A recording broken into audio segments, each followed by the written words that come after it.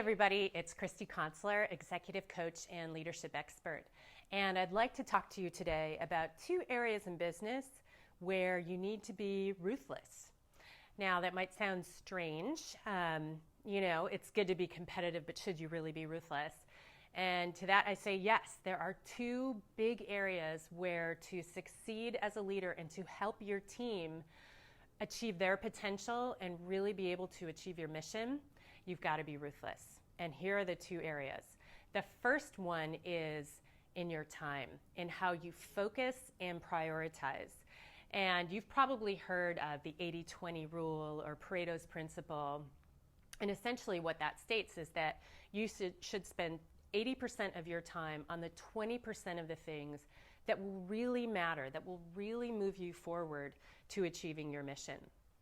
Now, I would argue it needs to be more like 90-10 or even 95-5.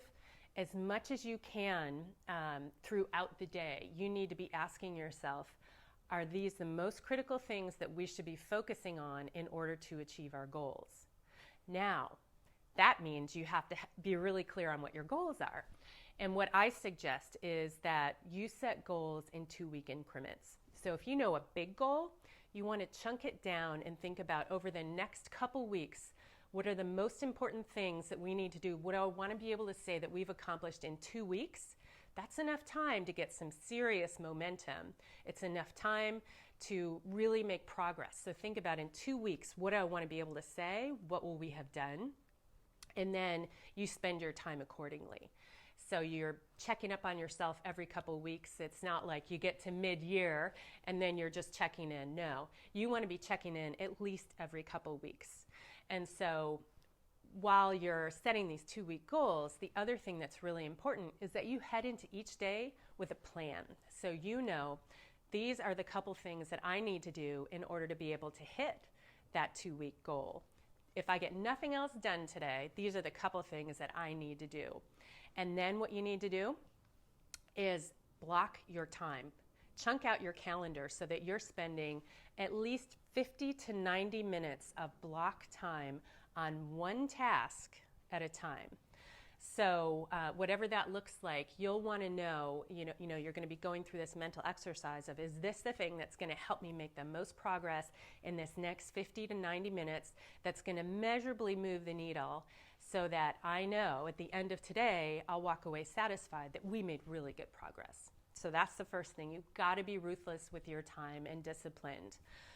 Not to say things don't come up, but I think that so many of us lose precious time during the day switching from one task to another, and there's been plenty of research to show that it takes a lot of time to kind of get up to speed on the next project. So that's why it's critical. You really have to block your time and focus. If you start checking out social media or you start checking email, pull yourself back to center, focus again, and commit. Set the timer, whatever you need to do, but make sure that you block that time.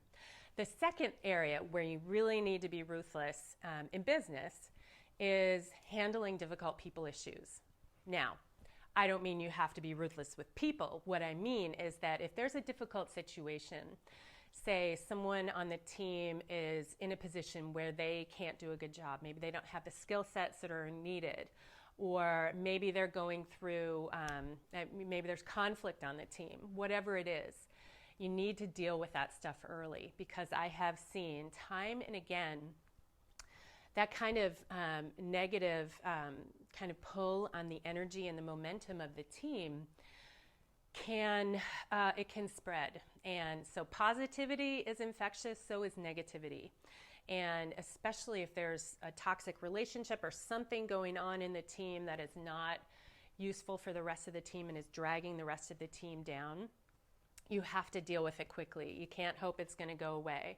And I think a lot of times it's human nature to want to avoid conflict or to, kind of put it off because it might be a difficult conversation. So with the utmost respect, with integrity to the mission and to the team, you need to bring it up and raise the issue and be clear on what success looks like and what's going to happen if it can't get there.